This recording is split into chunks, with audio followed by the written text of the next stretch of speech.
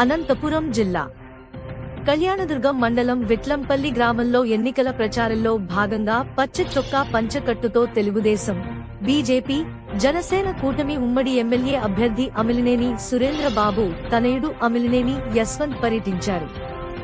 గ్రామంలో ఇంటింటికి తిరుగుతూ వైసీపీ ప్రభుత్వం చేసిన అరాచకాలను, మోసం చేసిన హామీలను వివరిస్తూ తెలుగుదేశం ప్రభుత్వం వస్తే ప్రజలకు ఇచ్చే పథకాలు, వారికి అందించే సంక్షేమ పథకాల గురించి తెలుపుతూ చంద్రబాబు నాయుడు ఇచ్చిన మేనిఫెస్టోలోని అంశాలను తెలియజేస్తూ ముందుకు సాగారు.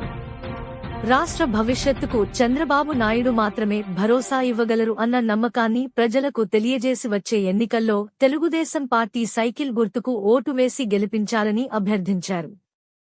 కార్యక్రమంలో టీడీపీ నాయకులు, కార్యకర్తలు పాల్గొన్నారు. అమిలినేని సురేంద్రబాబు గారు గెలిచిన తర్వాత ఎటువంటి అభివృద్ధి పనులు చేయబోతా ఉన్నారు అనేటువంటి దానిపైన ప్రజలకు పూర్తిగా అవగాహన కల్పిస్తూ ప్రతి ఇంటి వద్దకు వెళ్తా ఉన్నాము.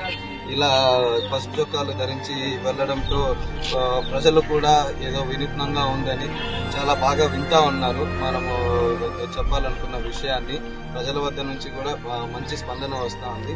దానికి మేము చాలా ఆనందిస్తా ఉన్నాం.